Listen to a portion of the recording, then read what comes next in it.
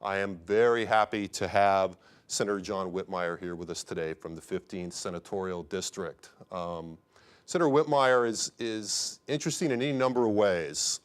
We've been doing a lot of work in the project we're working on now on the Constitutional Convention and the politics of the early 70s. And Senator Whitmire joined Texas government. He was elected to the House in 1972 in what was really unambiguously one of the earthquake elections in Texas history. He was part of a freshman class in the House of Representatives that included 76 freshmen in the wake of the Sharpstown scandal. He then, 10 years later, was elected to the Senate from the 15th Senatorial District in North Houston and North Harris County, and has been in the Senate ever since. Now widely known as people, sort of overheard, as he went around greeting people as the Dean of the Senate. He has been very active in a number of key committees, was in the paper yesterday for a number of criminal justice initiatives and reform measures aimed at the penal system that are bound to be pretty important, it seems to me, in the upcoming session. We are very happy to have him here, and I'd like to welcome Senator John Whitmire. Thank you. Thanks for coming. Appreciate it. Thank you. Thank y'all. Thank you for the introduction and the opportunity. And as he pointed out, I've been doing this a long time, and I'll have to make a confession. I don't get real excited, or I've done it so long it's kind of routine, but this is different, I have to admit. The introduction, the cameras and the lights, and the makeup of the who I'm going to talk to will kind of motivate me. I needed to get away from the Capitol. Let me make that first confession. It has been so busy, and every day this week I've started early and gone late. Tomorrow will be no different, so it's really kind of a good break for me to get away from the rush over there and get back and talk to some normal people. So I'm giving you a huge benefit of the doubt there. I will just tell you what's on my mind as I walked across the campus, and we might even want to touch upon it a little bit. We discussed the 10% rule quite a bit in the legislature. It will be an issue again this session, and I can't wait to go back and talk to my colleague Royce West, who's one of the strongest supporters of that, and I have joined him, but I can't see a heck of a lot of results of the 10% rule. It still seems like UT main campus is pretty Anglo-dominated, but y'all can correct me if I only got to see a quick snapshot. But this is a small enough room today, and you're going to find out in a minute. I want to talk about what's on your mind. I look forward to the questions. And as I'm talking, if I hit a nerve, just raise your hand. I think for you to fully appreciate my background, I think we need to let you know when I came here in '73, January '73, as was mentioned, one of 76 freshmen. It was on the heels of a scandal, and the people of Texas literally cleaned house. I was not so much a product of that cleaning the house because I didn't run against an incumbent. For you, and I mentioned it to give you motivation to run for office yourself or to be involved, and I understand a lot of you already are working in internship programs, which is great. I envy you. I would have liked to have done that. I worked my way through the University of Houston and had always been interested in politics, probably because when I was 4, my father had been a county clerk up near Waco when we lived in a rural setting. I don't recall that, but I assume if you're at the dinner table and they're talking about politics or agricultural or water or whatever is the family conversation, it sinks in, because as long as I can remember, the politics were of interest. History, government just came natural, not always indicated by the grades, but certainly I went on to U of H and studied political science. And I went by a professor's office, very much like you probably do, my senior year of '71, about November, and they had just gone to single-member districts. Prior to the Supreme Court ruling one man, one vote required you to break down Harris County and the state into districts of about 100,000 people at that time. Dr. Murray, a very noted political science professor, was looking at the map as I went by to talk about a paper, and he said, "Where do you live?" And I said, "Over here in Oak Forest," and we looked at it, and he said, "Well, there's no incumbent there." And I said, "Oh, my high school's there, my church is there, my mother was a nurse there, I went to the Untitled Chapter there." And I said, "Well, it looks like they drew that one for me." So I go home, I'd saved $5,000 to go to law school, and told my parents I thought I would stay out in the spring and run for the legislature. And I could spend the rest of the day talking to you about that campaign. There was a labor candidate, a big business candidate, 2 old local has-beens, always runs, and then there was me. And I had the $5,000, which bought some signs, some push cards, but it was largely a door-knocking campaign. All day, every day, and I was so stupid, I didn't know you just go to registered voters. I just took off up the street and knocked on doors. The climate was that the Vietnam War was winding down, and most of the students on campus were activists, longer hair, free spirits, and you can't imagine how many times I'd knock on someone's door, tell them who I was. People opened their door freely back then, and we're glad to see you. Today, the crime and privacy and other issues, it's much more harder to knock doors. Certainly you wouldn't think about doing it after dark, as I did on some occasion. But people would look at me, here I was clean cut, college kid, I'm John Whitmire, I'm running for state representative, I appreciate your vote. And they say, I'm gonna vote for you because I can't get my son to wear his hair like yours. I don't know if that would be a major issue these days, but just shows you how you run from these single member districts. Before you know it, they found out that their daughters and sons went to my high school. I got yard signs. I beat the labor candidate into the runoff by 125 votes, and then beat the business candidate who had so much more money than me. I did it largely with the African American community. I had about 30% African American in that particular district. It was a marginally Democratic district. But as I learned early in my career, the African American community loves to give young people an opportunity, as I would even associate the Hispanic community today. I think senior minority citizens know that the future is in their young people, and I came along, and even though I was a nice clean-cut Anglo kid, the minority community got behind me to give me my opportunity, and have been ever since, and I have not forgotten from where I came. When you're 22, you don't have a huge philosophy. I had worked in the welfare department, it was called at the time, to get through U of H. So I thought I was going to come to Austin, clean up the welfare mess, and help state employees. And I've made contributions in that area, but I will admit to you, my very strong position on pro-choice and against vouchers, and I could go on and we'll talk about what issues that you find interesting, I actually developed through my career, and I can even point to a couple that I've been on both sides of.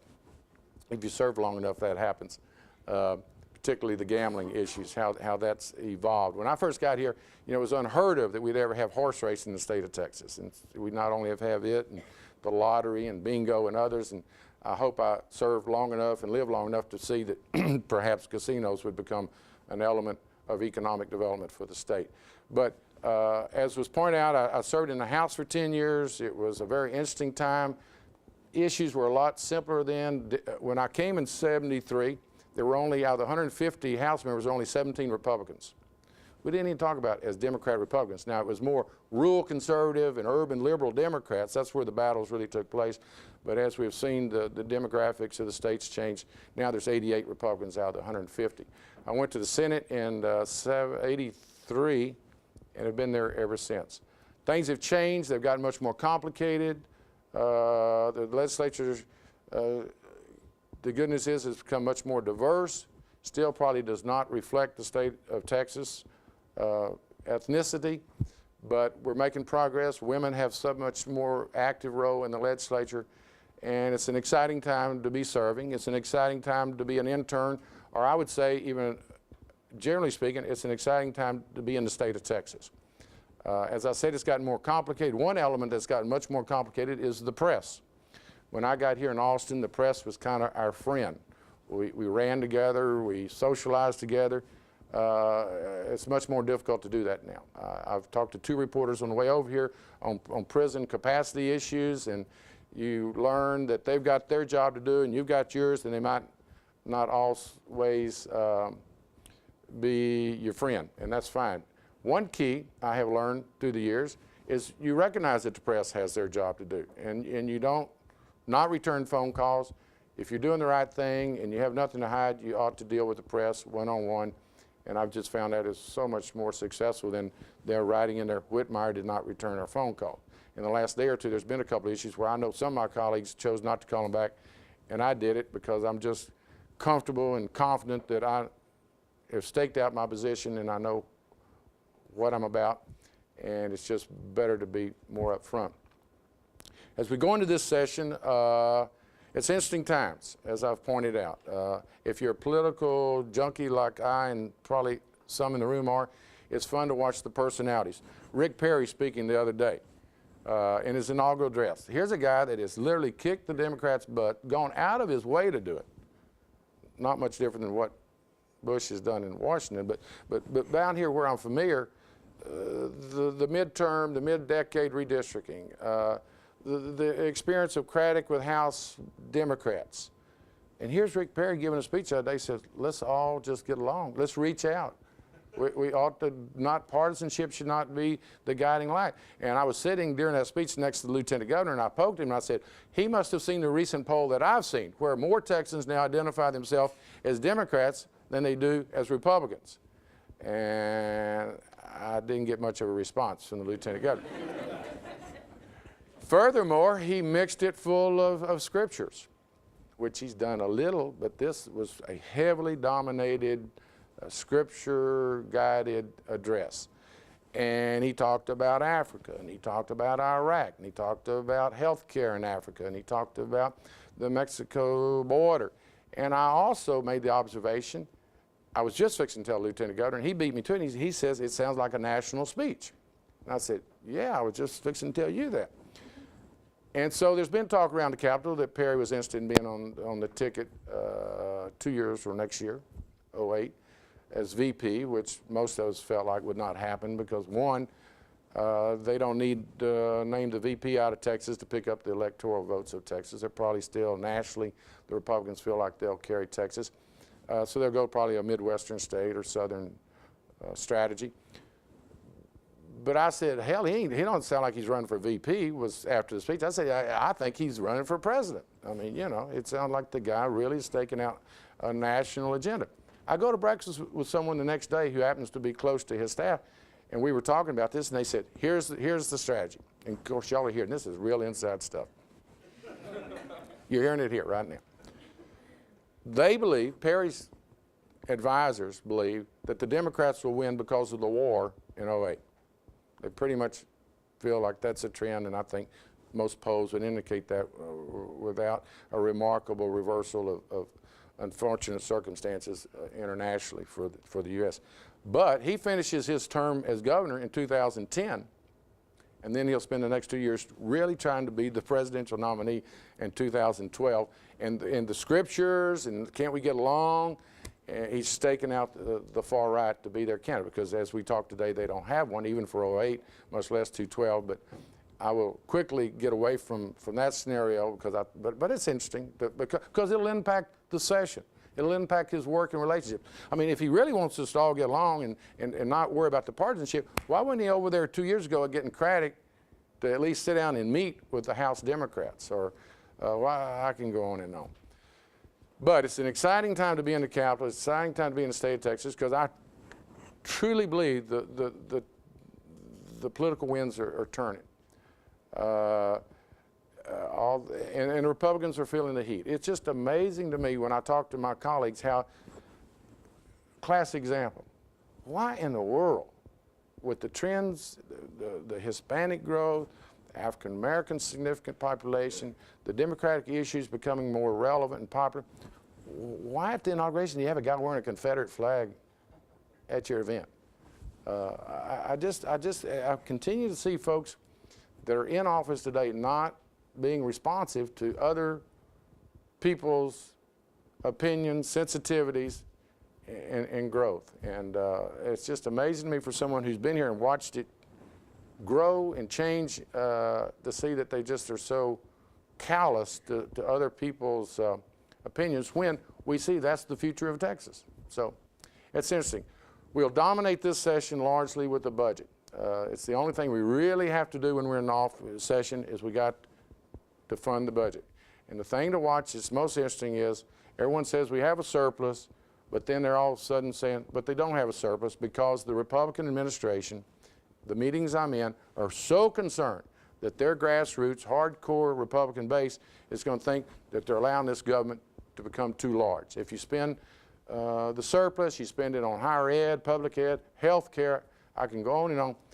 They are so afraid, and it's that narrow base that they have to address and appeal to in their primary, is against the growth of government.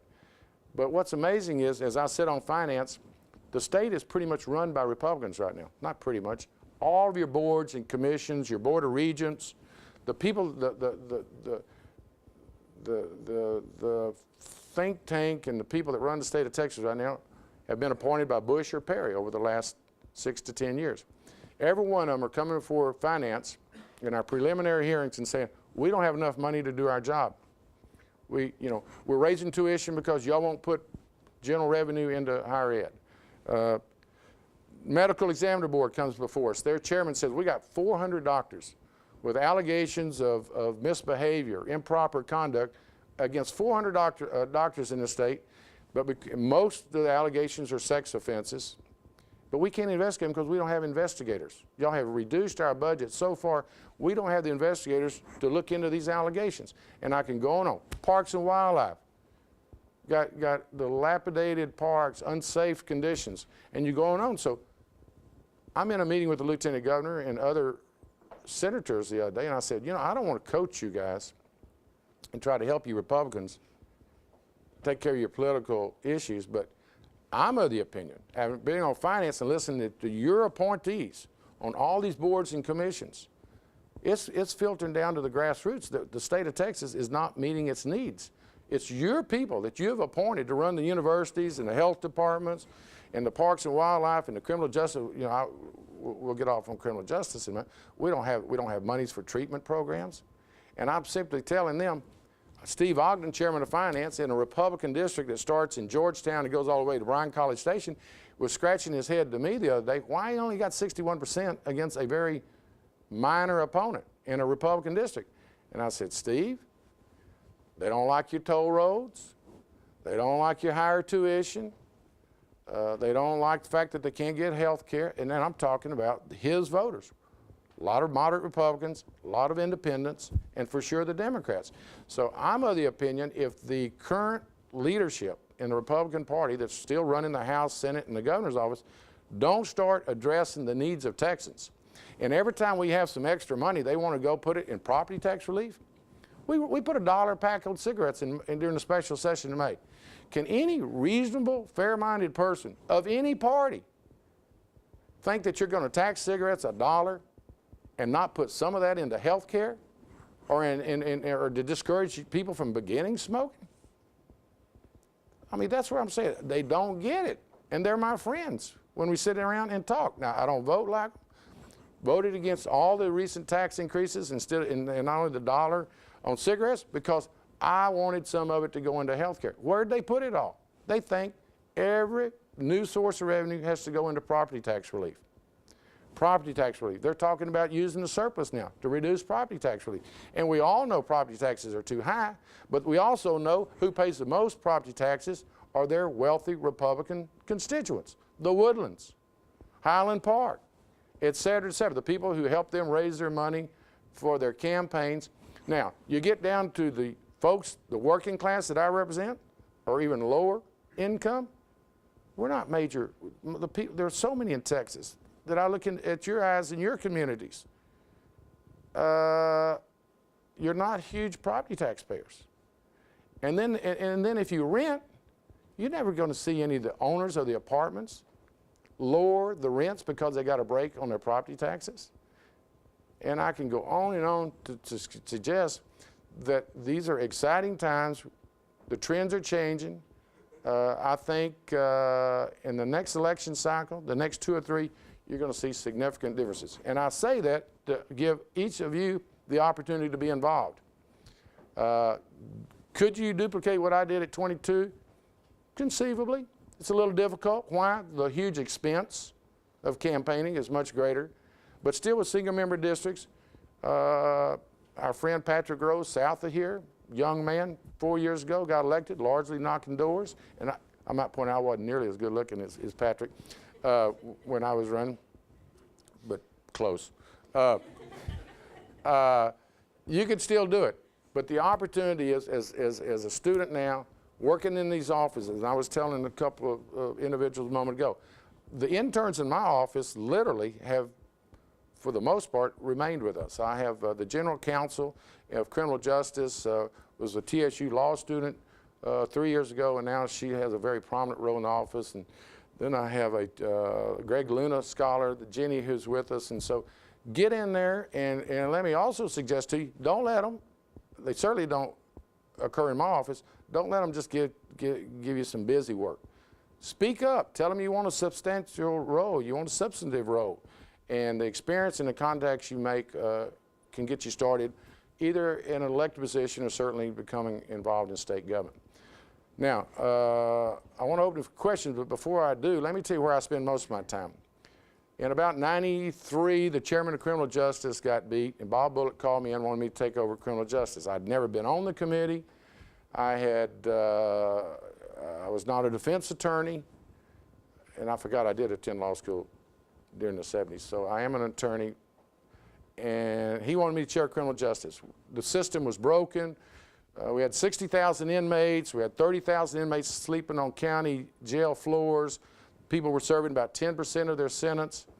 So we got busy. We rewrote the penal code. We did a lot of treatment, alcohol, drug treatment, additional capacity in the prisons. And to fast forward, to let you know, today I think we have a safe state. I think we have a criminal justice system that does some things good. If you're a violent offender in the state of Texas, if you're a sex offender, murder, rapist, we do a real good job of locking you up for long periods of time. Where we have a real poor report card is with nonviolent, low-level young offenders. And I'll break it down in a couple of categories. They're not always the young, but one that jumps out at me is the 5,500 alcohol-related inmates. First of all, let me give you the big numbers. We have 153,000 people locked up this afternoon. 153,000 across the state. Waco, Texas, to give you a mental picture, Waco is about 100,000 people. So we got 1.5 Waco, Texas incarcerated that we feed, clothe, and guard every day in about 100 different sites across the state. Like I said, the violent offenders, we're doing a great job. The people that need treatment, the people that are going to be returned to our communities, we're doing a real poor job. There are 5,500 people incarcerated this afternoon because they've had 3 or more DWIs. I'm not talking about people who have had an accident and injured someone. I'm just talking about alcoholics, 3 or more times convictions, they're locked up. Most of them will go in and out of prison and return to their communities, our communities, and never get 1 day of treatment. This afternoon, I would guess accurately about 100 of them are being treated. Horrible. Waste of human life, waste of monies that my Republican friends are so worried about. You put them in a treatment program and they have excellent chances of not recidivate, of re-offend. Got 10,000 women locked up in Gatesville where we keep the women. You go up there, talk to them. Most of them are nonviolent. We had 250 babies born in prison last year. Can you imagine that? There were 250 women that came through the system last year, pregnant when they went to court, and for nonviolent offenses, a lot of fraud, theft, supporting drug habits. Instead of keeping them in the community and working with them, they're up there in Gatesville. You know what? You know how you have a baby when you're in prison? They keep you in Gatesville about a week before you're due. And this is only in the last couple of years have they even gotten this organized. It used to, about the time you went in labor, you'd take off down the road to Galveston, UT's teaching hospital.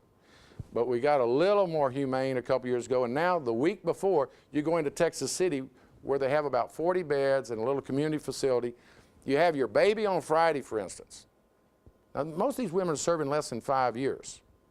Like I said, welfare fraud, prescription fraud, something to support largely a substance abuse problem. You go into Galveston a week before, actually Texas City on the edge of Galveston, and if you have your baby on Friday, this is what we as a humane, tough on crime folks do. You have your baby on Friday afternoon. Saturday morning, you either have your family pick up the baby or you put it up for adoption. And we think we're smart on fighting crime. I've worked like hell, haven't been successful. Why don't you do like other states? set aside, and you do the right profile. You know, you obviously wouldn't take an inmate that's abused children in the past, but with the proper profile, you put her in a facility and then use the child, the baby, to help her turn her life around. Instead of going back to Gatesville and being depressed and, you know, the lack of breastfeeding that the child and mother could use, you would go to this situation, use the child to turn the mother's life around, teach her parenting skills, life skills, et cetera, and I promise you, and it's demonstrated in other states, you would not have the high recidivism rate with those people. But today, for security reasons and because of budgeting, and also some politicians just think it sounds better to always be tough, and in this instance, cruel.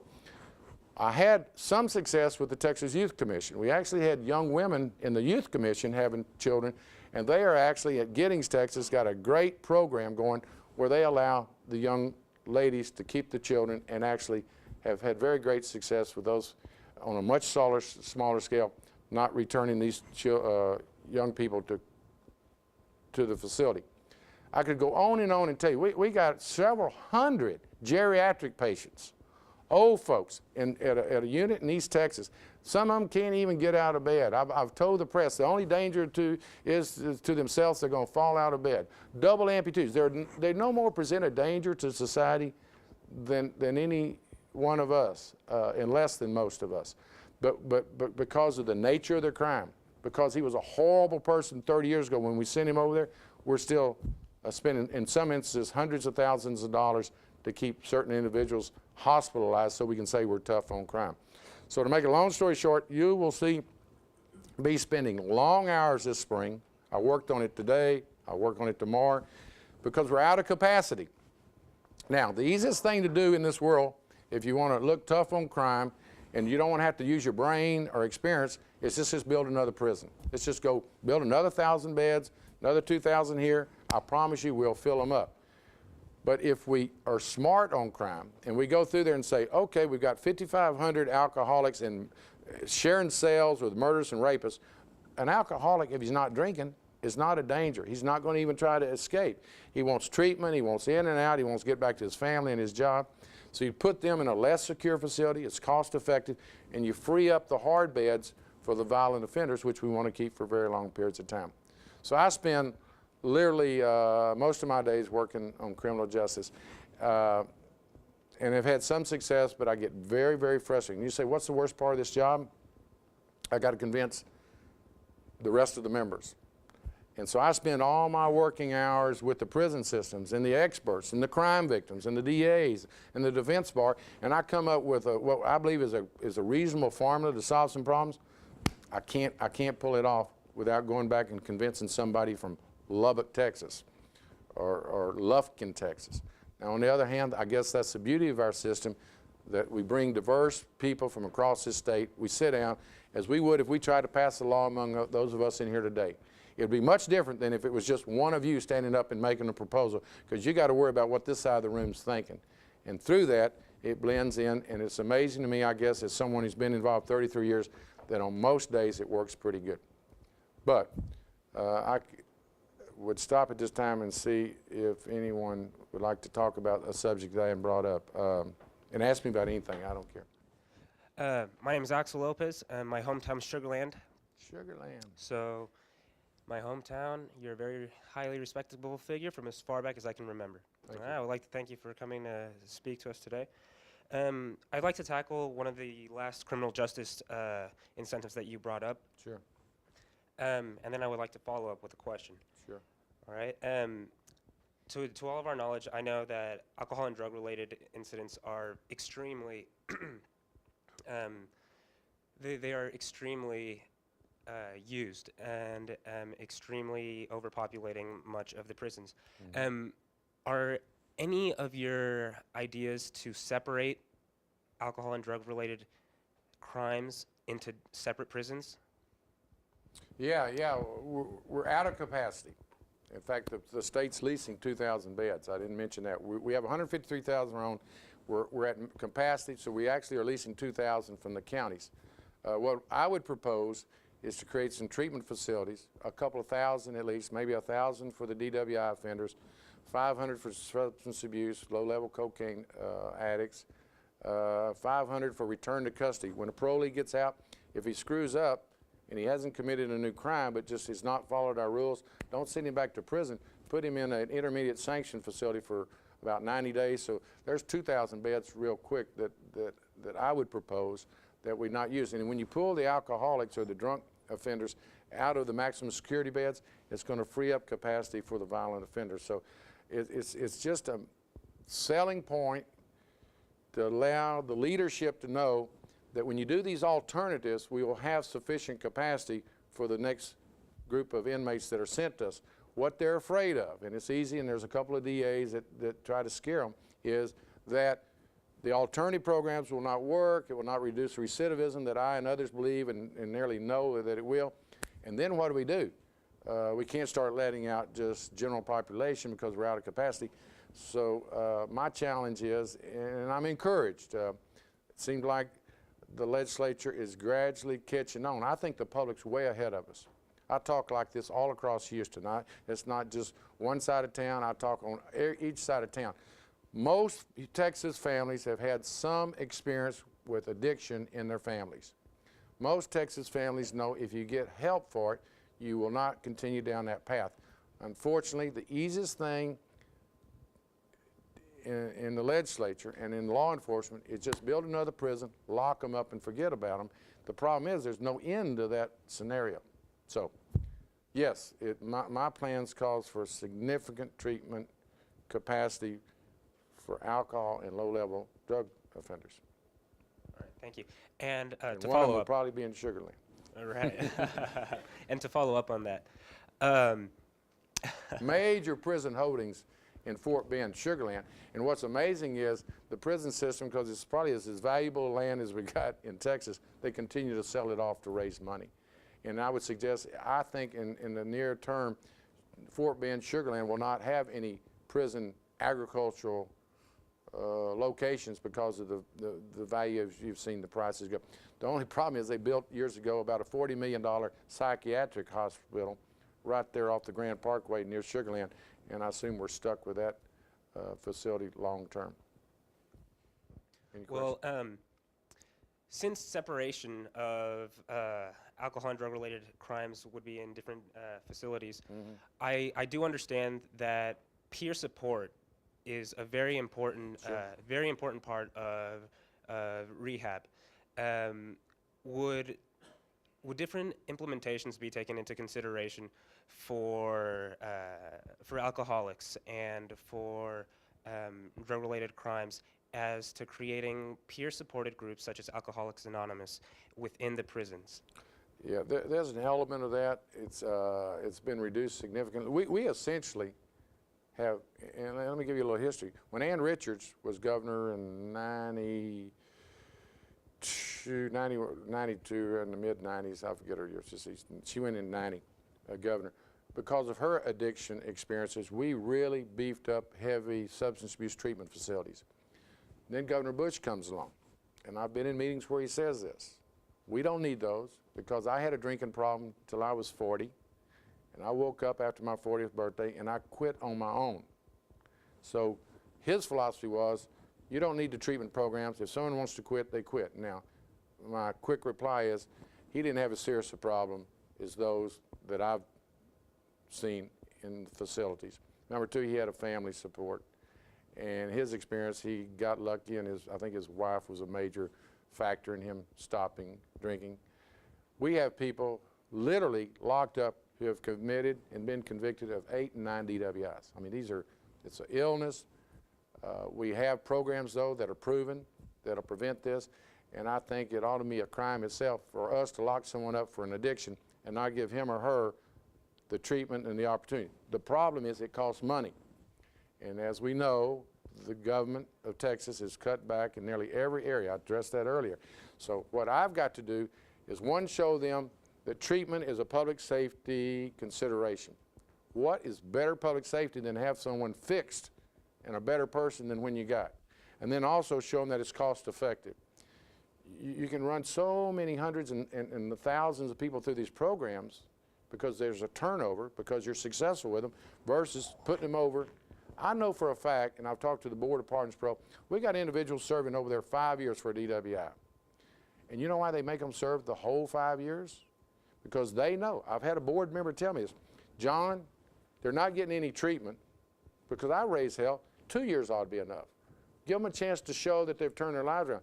And they will tell me, no, we're going to make them do the whole 5 years because they've gotten no treatment, and at least we know if they're in the facility, they're not drinking and driving. Now, ain't that an intelligent criminal justice policy?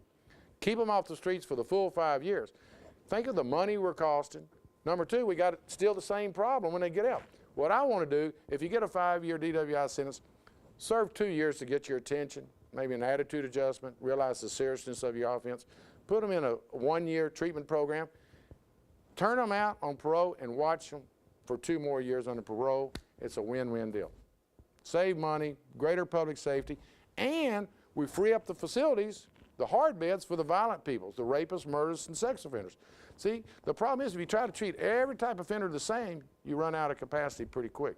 Save your maximum security hard beds for the ones that'll cut your throat.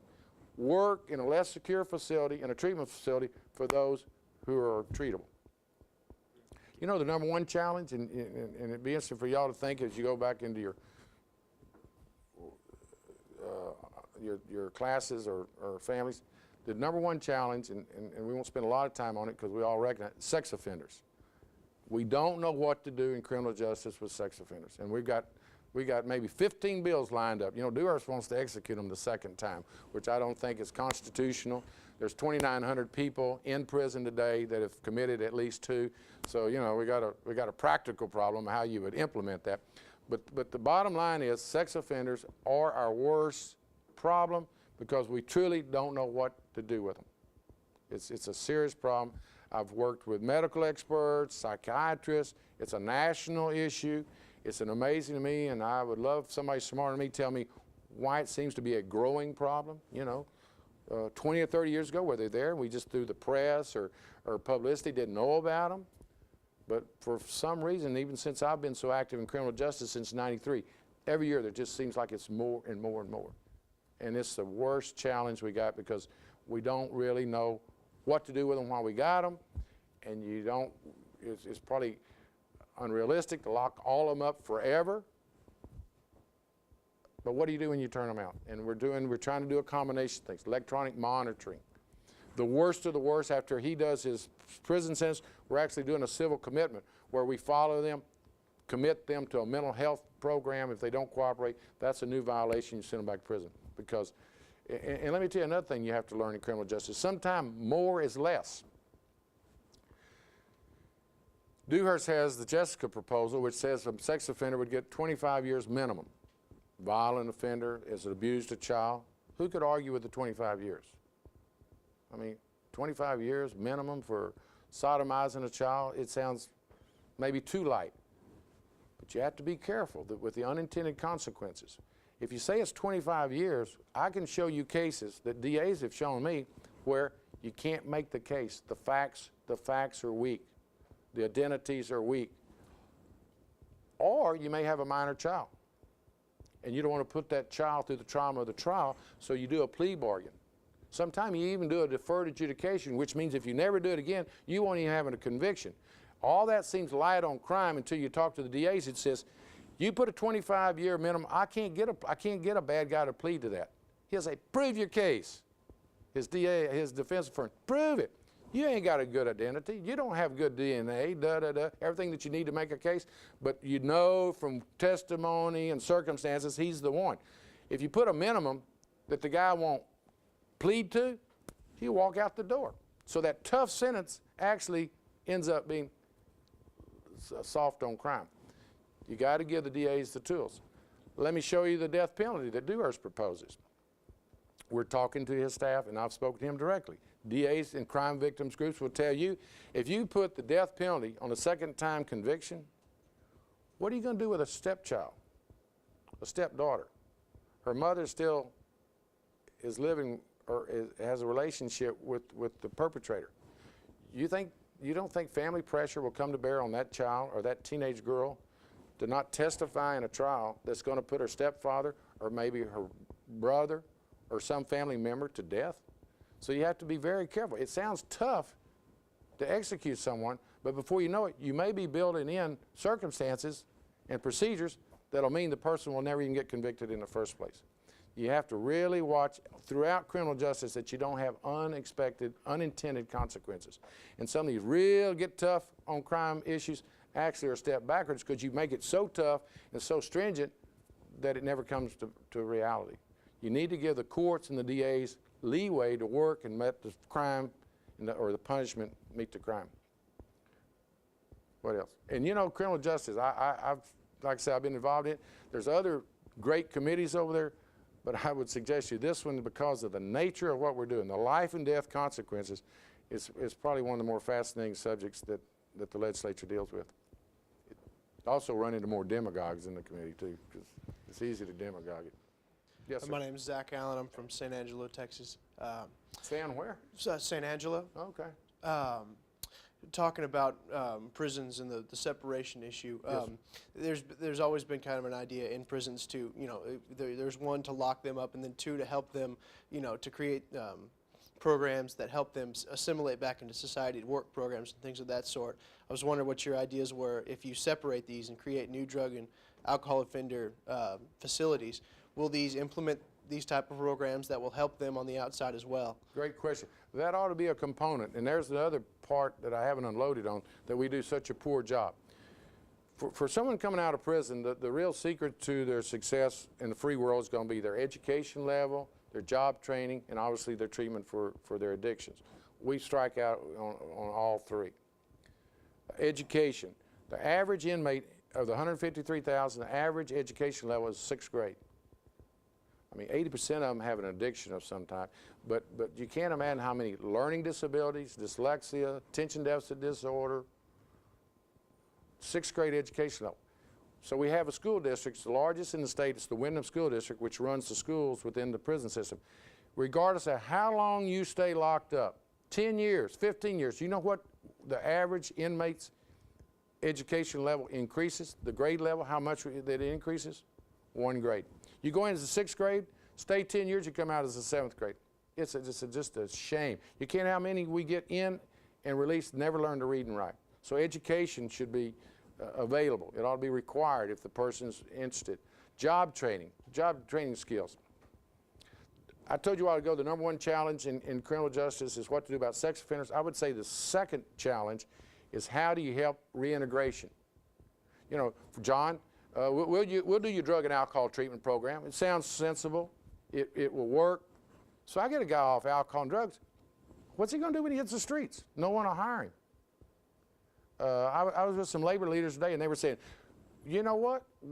We're actually putting some inmates, some parolees, through some apprentice programs to be plumbers, electricians, but we're finding out because of state law they can't get a license. And I wrote it down. That's something we got to work on. We just got to get out of this notion. Let me tell you what. No one cares more about public safety. I live in the real world too. You know, I go to a shopping center and I look over my shoulder when I'm headed to my car. We're all in this and concerned about public safety, so we got to be smart, and I don't want to face somebody in a parking lot that's turned back to crime because we didn't give him a job or an education or a drug treatment. And the problem is that we turn them out. Think about it. You can't even be a barber. You cut hair in the prison system for years as inmate labor. You get out and we don't let you go get a license and continue a productive life. So it's a matter of educating the legislature and the public that when people pay, okay, first you have to distinguish the two, as you did. There's 2 groups of inmates. These over here, the child molesters, rapists, murderers, we're not going to work with them. They've done something bad enough. We're going to lock them up for long periods of time. Then you got this huge population over here that are serving less than 5 years. They're going to be back in the community, and we've got to educate them, job train them, and get their addiction treated. And it's cost effective and it's good public safety. But my biggest challenge is you go in the lieutenant governor's office and he talks about, what are you going to do with the inmates? He hasn't spent enough time. And most of the legislators haven't spent enough time to distinguish. There's people you can work with and people that you want to lock up for long periods of time. It's a huge difference. And it's an ongoing challenge. But job training, education, we do a real poor job. Real poor job. My name's Taylor, and on behalf of a lot of us who have been bitten by the political bug, we really appreciate you coming here. It's pretty awesome. I have two questions. One starts with, you barely touched on it, but it hits home for a lot of us. I want to know your opinion on tuition deregulation. Yeah. Well, I voted against it. And I actually had a sunset provision. When it went from the Senate to the House, I'd said it expires after 2 years so we could revisit it. And it was taken out, and so it was up or down vote, and I voted no. A lot of my colleagues who voted for it say it's the worst vote that they've made. It has gotten totally out of control. I will suggest to you the reason it came about in the first place, though, is because of the budget cuts and the legislature not putting enough money in higher ed. And so the colleges and universities were faced with demands that were not being met in terms of increased enrollment, personnel, research, et cetera. So they came and talked to the leadership of the legislature and very barely passed deregulation. And I promise you, I will suggest this session will either be undone or some kind of cap on it at this point. Because as I told my colleagues, my Republican colleagues in that meeting a couple of months ago, I don't want to be trying to help y'all, but it's getting down to grassroots people, your people, that the state of Texas is not meeting its responsibilities. And tuition deregulation is one of the prime examples. It is pounding families that can't, and working students that can't afford it. And my second question is, you discussed with your Committee on Criminal Justice, for the women who are bearing children and they're in prison, you discussed keeping the child and the mother together, and I just want to know what is your agenda for actually implementing What my that? agenda, how to do it? Yes. That's a fair question. I've made some headway. Like I said, I did it in the youth facilities. Just keep working with them, talking, demonstrating with them, trying to continue to get more influence. And it's so nuts. It's a resource issue also. Let me tell you what, remember I told you the budget will be what we all talk about? The budget drives most of our decisions. To do what I'd like, even though I think it's humane, it reduces the women's recidivism, it probably would prevent the next generation of people coming to prison. These babies, if you take them away from their mama, I think we can show studies. It shows they start out at a huge, in other words, babies of prisoners become prisoners themselves. But it's going to cost money for me to get the type facility. And in the big budget that we write, it's small amounts. But to get, one, the mentality of the prison system and some of my legislative colleagues to think it's the right thing to do, it's cost effective and tough. See, what's tougher than making a woman straighten out her life? And you use the child as one of the instruments to do that. But I need a facility that is safe, secure, and you got to, it costs a little more to provide for the babies. What I would probably start out with people that are within about 2 years of release. So I got to start with a sampling that I can, I know I'm going to get pretty good results. Most women in prison, there's 10,000 are serving less than 5 years. There are some murders and some real mean-spirited people up there. You can't imagine when you go up there and talk, there's some women serving time just because they defended themselves, some from abusive husbands. But that's a whole nother discussion. But there are a lot of women serving less than 5 years. Most of them are serving less than 5 years. So I would go into that category. Obviously, we're just talking about 250 of them last year that had babies. I would probably say, because the real challenge is, if you let her have her baby for 18 months, I think that becomes a real difficult situation to separate them. So I would probably say, let's go with a test of people that are within 2 years. In other words, they got really the short sentences. Do it, put them in there, teach them parenting skills, life skills. Gets back to this gentleman's question. Yeah, it wouldn't hurt if we'd give her an education and some drug treatment and some job training while we got her too. Because even though we're going to turn her out in 2 years with her baby, the real challenge, first challenge I said that we don't know the answer to is what to do effectively with sex offenders. I would jump, from my experience, the number 2 is the reintegration. You've served your time, you've got a good attitude, you want to do right, you go to Houston, Texas with $50. That's what we give them to start the streets of Houston. Where do you go to work? Where do you want to stay? We got apartments now, say if you're an ex-con, you can't even live here. You can't get a license. You can't get any public assistance. We really, as a public, as a group of citizens, are not doing ourselves right by knowing these people's problems and not helping them address it. I want to help them because I don't want them to turn back to what I know they know how to do. I didn't tell y'all, in '92, the year before I became chairman of criminal justice, and Bob Bullock was a brilliant public official, knew people better than most.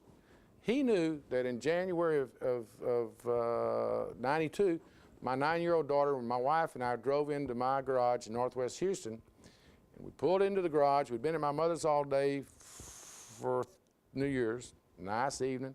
I remember no one was behind us, and I would urge all of you, you know, look in your rearview mirror. Don't pull into the facility when somebody's trailing you. Go around the block. But no one was behind me, so we pull in the garage, and I just casually remember checking it. We pull in there about 9 o'clock at night. The 9-year-old is up the front of the car, and we lived in a middle-class neighborhood with a little breezeway between the garage and the house, and I'm just fixing to disengage the alarm, which we'd put in there because they'd been coming in stealing bicycles and golf clubs. There's a school across the street, so I'm at the end of the block. So I've got the 9-year-old daughter, Sarah, and I hear this blood-curdling scream by my wife, and I'd been married 12 or 15 years by that time, but I'd never heard anything like it and never since. Oh, John, John, oh no. I thought I had run over somebody. I thought I'd run over something. Unbeknownst to me, 5 guys, I didn't know there was 5, I only knew there was 2 at the time, had come from the other side of the block. Had come around the corner from the other way, blocked the driveway. We're on the end of the drive, so the drive and the garage was this short to this wall. Guy got out, masked guy, said, give me your purse. I'd given her my keys to get the dishes out of the trunk. Give me your purse. And she said, what? Give me your purse. So she threw her purse down. As he got the purse, he was reaching for her. She ducked into the other side of the garage and let out this blood-curdling scream.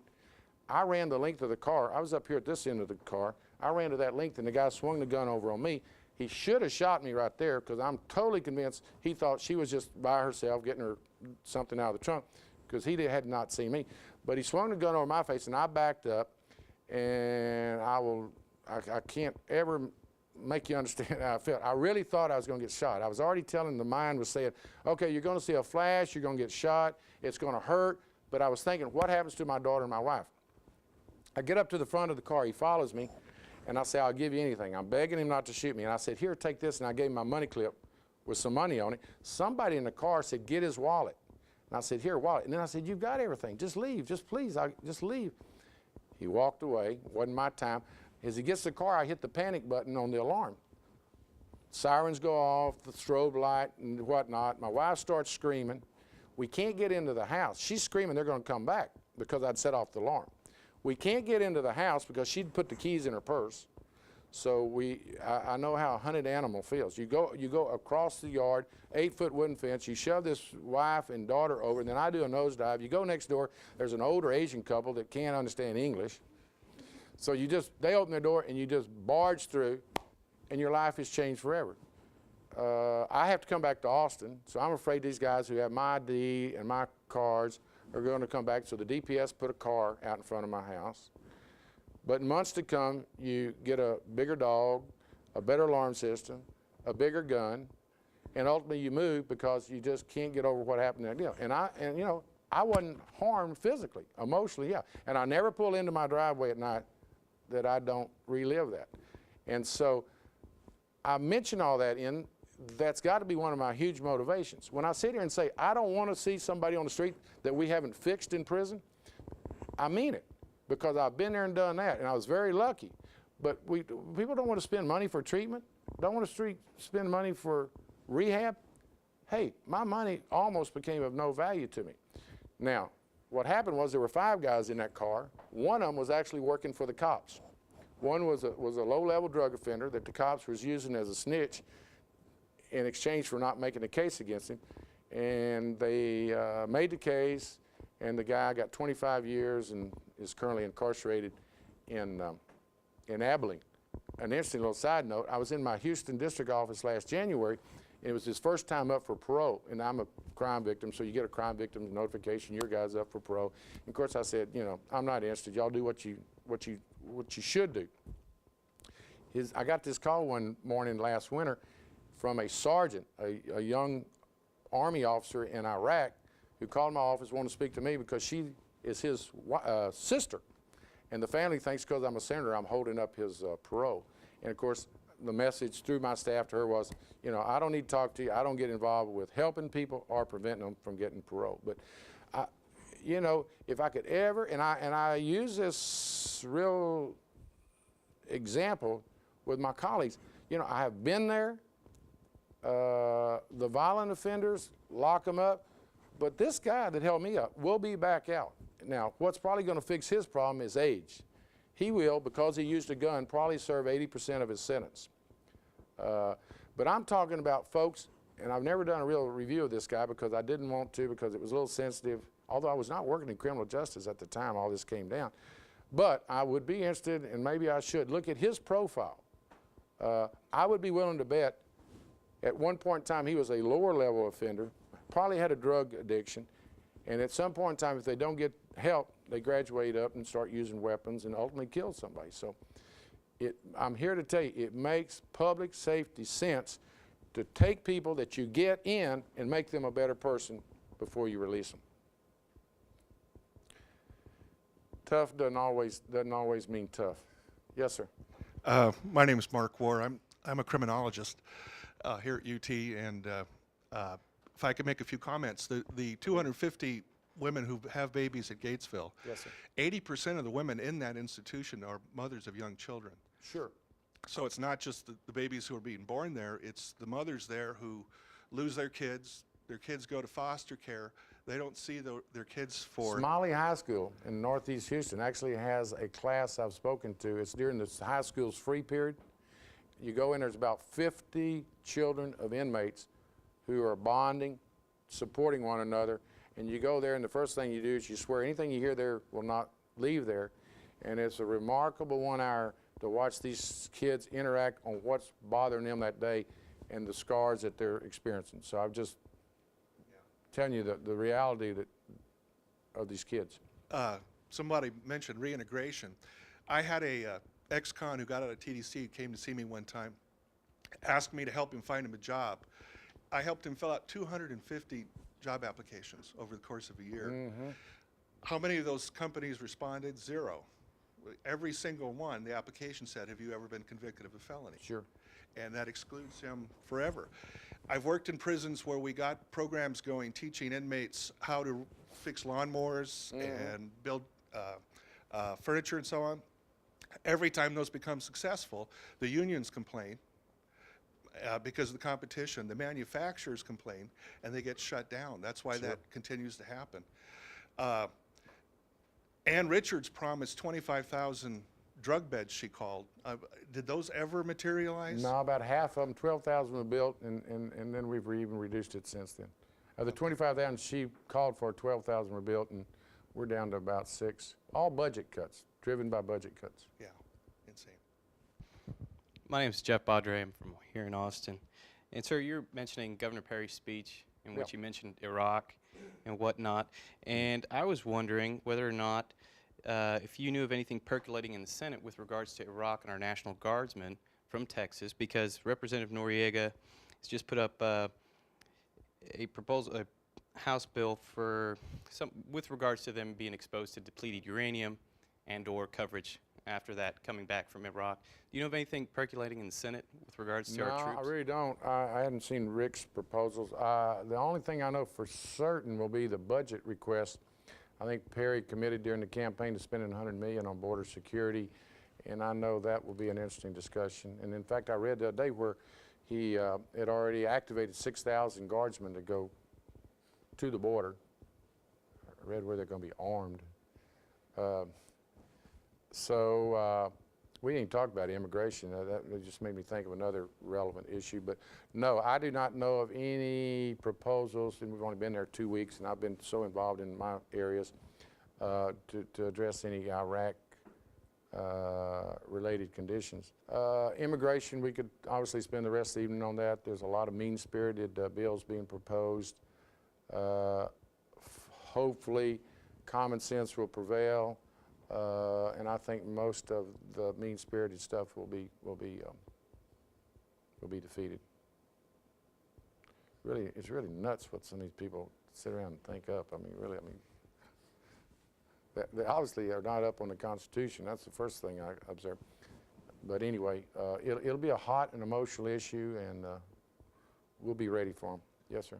Kind of want to pick up on kind of the general tone of that. The last couple of legislative sessions have been pretty rough and tumble. I mean, if you look at 2003 and 2005, it's been some rough going. We've had a lot of people come and stand up there or sit up there and talk about how the process has changed, and in a lot of ways, you know, we've had a lot of people come into the process in a lot of ways has been broken in the legislature. You know, people have different explanations, the contentiousness, the partisanship, whatever. How is it looking going in? It's already been, at least over on the other side of the Capitol, pretty rough and tumble so far. Yeah. You know, what's your view of how it's looking? I mean, you've made references to, you know, your issue, the issue you're working on being hard because of, you know, the tendency to fear mongering. You're talking about revenue problems. How's it looking? How's it feel to you going in? Well, since we haven't taken any serious votes, or actually committees have not started meeting, it's kind of a love fest right now. Everybody is each other's best friend, but there's a lot of fuel on the ground, and so all we need is a match, and so we'll have to see what ignites it. The immigration issues could be a barn burner. People, some of my Republican colleagues coming out of their Republican primary, you know, got the town up there. Where is it? They won't even rent to folks. I mean, it's a very emotional issue, and I think they're playing to. You got Dan Patrick, who came out of Houston's a radio announcer. If you listen to his talk show, and if he takes those views to the Senate floor, it'll get very energized. You got not only myself, who I think I see the mean-spiritedness of their efforts, but you got first-generation Hispanic senator, reps and senators, first-generation citizens. So, you know, it's going to get very emotional on that issue. And you got vouchers, and I think over in the Senate, with the 2/3 rule, meaning that 11 of us can block anything from coming up, I think in the later stages of the session when we're using that, I think there'll be pressure on the Lieutenant Governor and the Republicans to take that rule and change it where 16 of them can pass a law, and that'll be a knockdown drag-out. And I hope it doesn't come to that, because the 2/3 rule has served the Senate for 150 years. It's not only protected, in this instance, a group of Democrats. In the past, it's protected rural senators, urban senators, environmentalists. Quite often it's a coalition of Democrat and Republicans which make up 11. So that'll be very interesting to watch. Over in the House, I think it largely depends on Tom Craddick, the Speaker. Has he benefited and learned from being challenged this time? He has not shown an inclination in the past to change, and I think enough people opposed him. They didn't win, but I think it exposed them. He's supposed to make his appointments tomorrow. We'll see if he's being punitive. I assume the person that challenged him, Jim Pitts, was a very capable chairman of appropriations, will not be back there, which I guess in the business we work in is understandable. But how far down does that food chain go that he removes people from significant committees because they had the courage to stand up and oppose him? So all hell could break loose over there pretty quick, and it won't be just Democrats after Craddick. It could be a coalition of the Republicans who had the boldness to oppose him, teaming with the Republicans, and before you know it, Tom Craddick will start losing some votes. One dynamic in the Senate to watch is Dewhurst. Lieutenant Dewhurst is running for governor. I can already see its influence his actions, so we'll see how that works itself out in the long term. So now, I almost said the problem. Well, the good news is we don't have as many major issues, but we really do. Getting back to that budget, we have a surplus. It's not as large after we pay our bills as some believe. We've committed to lowering property taxes, so that's going to take about $12 billion over the next 4 years. But there's about $4 billion truly has not been spent. Dewhurst running for governor, would like to put some of that aside, so when he runs in 4 years, we won't be looking at shortfalls. Some of us would like to restore CHIPS, my treatment programs I've spoken about, public ed, higher ed. So it's going to be a knockdown drag-out as to how you spend some of these available funds. So it's just going to be really interesting. And like I said, I think we're in a transition. There is no question that, and a couple of things are happening from my observation, from talking to enough political science. First of all, we've been under tremendous influence of the Bushes. There's been a popular Bush from Texas on the ballot since '81. 41, had his run. Then current President Bush, and that has made the state a little more Republican than I think in actuality, because he's popular being from the state. He had the Republicans enjoyed the resources from the Republican Party that he could use, and so I think you get the President a Bush off the Texas ballot. That makes it a little more level playing field. And then obviously what actually in the short term, and we'll see how smart the Democrats are. In the short term, I think it actually tilts our favor because of the war.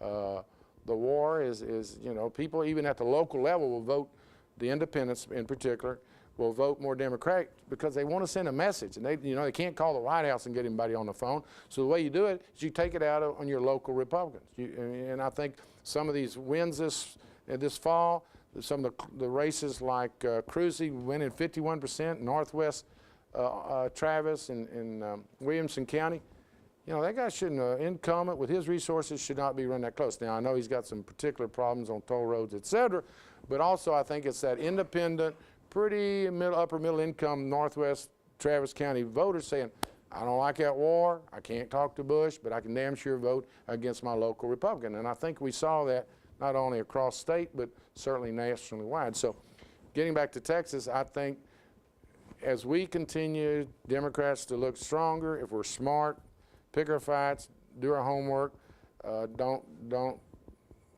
be foolish in some unnecessary battles. I think it's going to be interesting to see how the Republicans react to that. And I think one we'll have to watch is that 2/3 rule, because what they see is we've got the ability to block it now, and they probably are feeling like, we're going to have even more trouble in the future. So if we can't get vouchers passed this session, we sure ain't going to be able to do it in the future. Now, what's going to happen in about May when 11 of us are blocking, although there are actually a couple of Republicans are against vouchers too, that's the good news. But we block vouchers, we block some immigration issues that they'd like to get through. We stand up and fight for more social programs in the budget, and so all hell could break loose. And the good news in the Senate, for the most part, it doesn't become personal. When you're just 31 of us, it's hard to have a permanent enemy in that body, because particularly the 2/3 rule, you're going to need them the next day. Now over in a house where you got 150 people, yeah, 30 of them don't like you, you don't care. You know what I mean? You got another 120 to work on, you know what I mean? The Senate is small body. You really need to fake it. If you don't like the person, you need to at least get along with them. But generally we are friends. And we spend so much time with each other that we get to meet each other's families. We know their health issues. And Senator Gallegos is in Houston in the hospital with a liver transplant. There is a genuine outpouring of concern for him.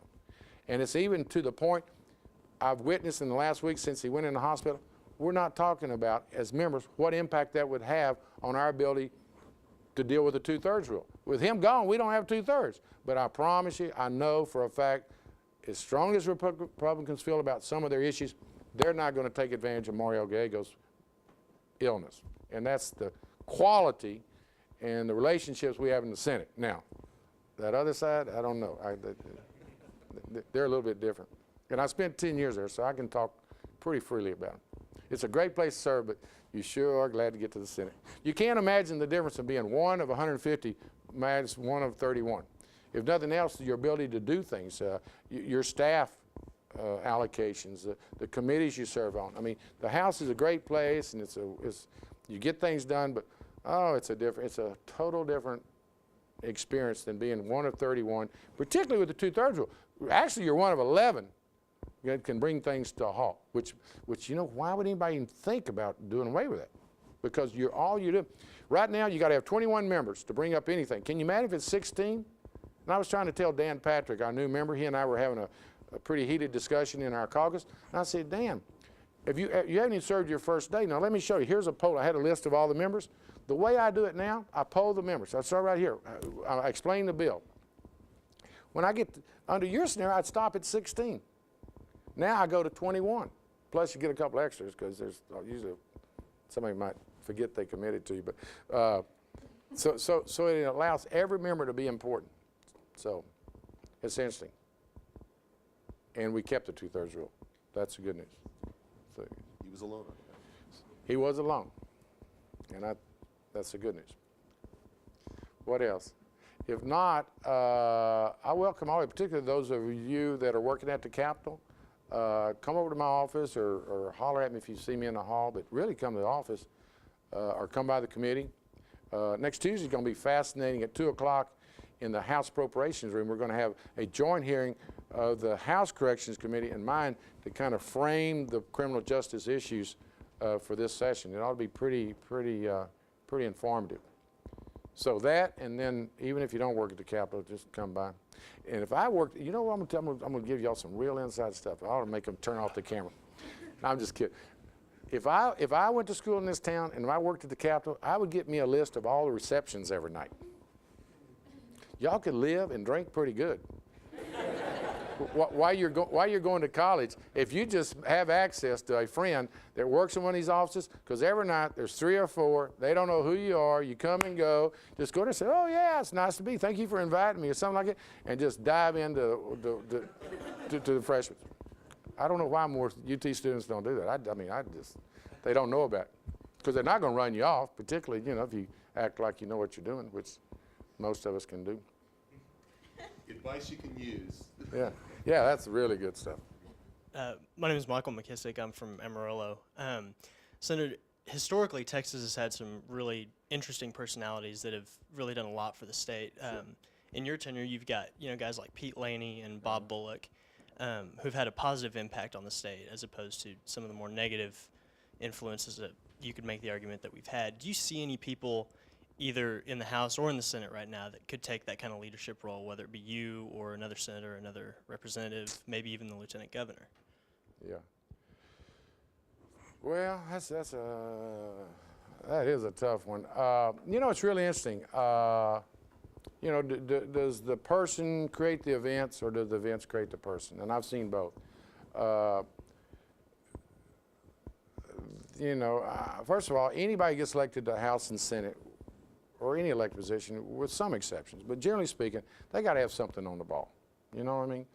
And I know some real fine members in the Senate and the House who have just not been given the opportunity to show their stuff. You know, if somebody with some talent is given a key committee, good staff, they can do great things. There are a lot of good members over there, and I've seen a lot come and go and never get that opportunity. Bill Hobby was a lieutenant governor for 10 years, from 82 to 92 while I was there. I'm from Houston, he was from Houston. He didn't give the Houston Senators an opportunity. And it wasn't just me, it was Gene Green and Craig Washington, I could name others. We never got to be committee chairman, we didn't get key appointments because he had the Houston base taken care of. I was actually told this by his folks. He'd go to Lubbock and get John Montford to chair finance, Kit Caperton out of College State, John Sharp, you know, Hobby gave him his first shot. He was from Victoria as a state senator, rep and then senator. So these folks got to show their stuff, and a lot of us were just sitting there doing our, you know, duty, representing our district. And then Bullock came along, and he was from Hillsborough. I actually grew up in Hillsborough before I moved down to Houston. He gave me my first committee assignment, chairmanship in '91, Intergovernmental Affairs. He put me in criminal justice, and Lord knows, look where that's led. So there are a lot of people giving time. Dewhurst has done a fine job of trying to keep the Senate working together. It's very noticeable to me, and I'm work with him, but it's very noticeable to me, he never has served in the legislature.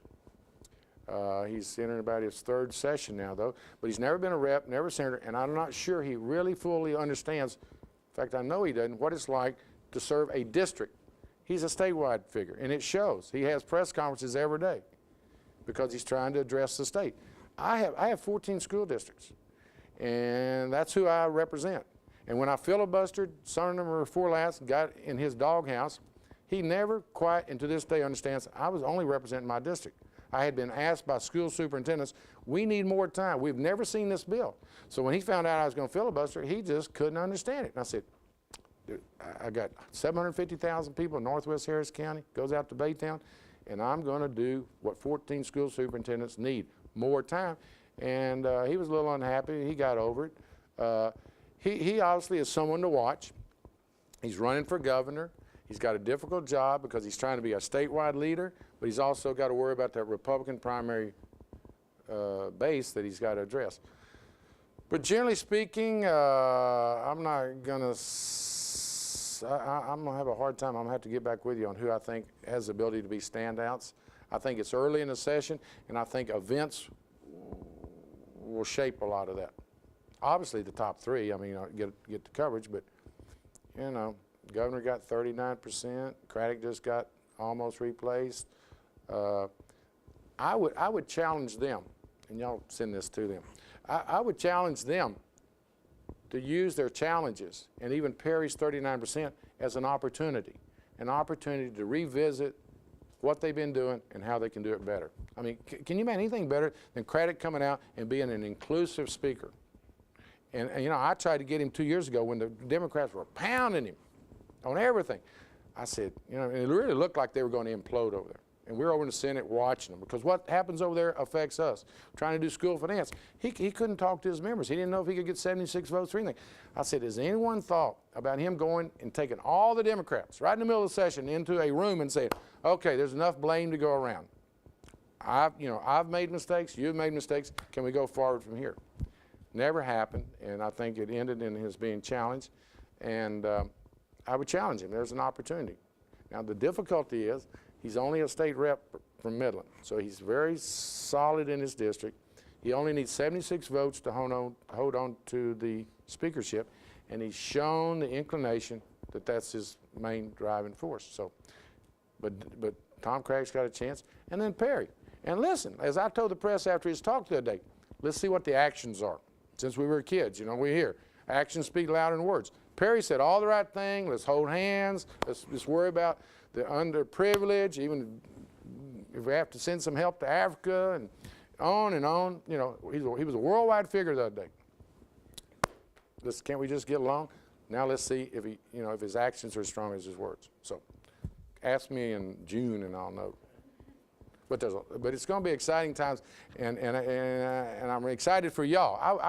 I'd like to trade places with y'all right now. I mean, really, to be an intern over there and the future that you're allowed, particularly those who've been kind of cut out of the loop in the past.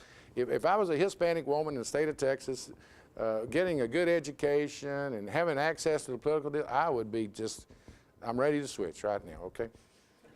Because a Hispanic woman or Asian, someone, and I don't leave you guys out, but a young person preparing himself or herself is going to have lots of opportunities in the state. And we need you because our population is growing tremendously and our tax base is getting smaller. And next time I come, I'll talk to y'all how do we ever get enough money under our current tax system, and we can't because it's antiquated. We're going to have to someday talk about a broad-based tax. And everybody will pay just a little, but if everybody's paying it, we'll be better off. And we try to do that under the business tax, but I'm actually saying go beyond the business community and let every Texan, according to their ability to pay a little. And if everybody pays that, the good news is it'll be a pretty small burden on you, and we'll have enough money to fund mental health, look stronger if we're smart, pick our fights, do our homework, don't be foolish in some unnecessary battles. I think it's going to be interesting to see how the Republicans react to that. And I think one we'll have to watch is that 2/3 rule. Because what they see is we've got the ability to block it now, and they probably are feeling like, we're going to have even more trouble in the future. So if we can't get vouchers past this session, we sure ain't going to be able to do it in the future. Now, what's going to happen in about May when 11 of us are blocking, although there are actually a couple of Republicans are against vouchers too. That's the good news. But we block vouchers, we block some immigration issues that they'd like to get through. We stand up and fight for more social programs in the budget. And so all hell could break loose, highways, public education, et cetera, et cetera. So anyway, y'all, I challenge you to get after it. And let me know while I'm around if I can help you in any way. Okay? Thank y'all.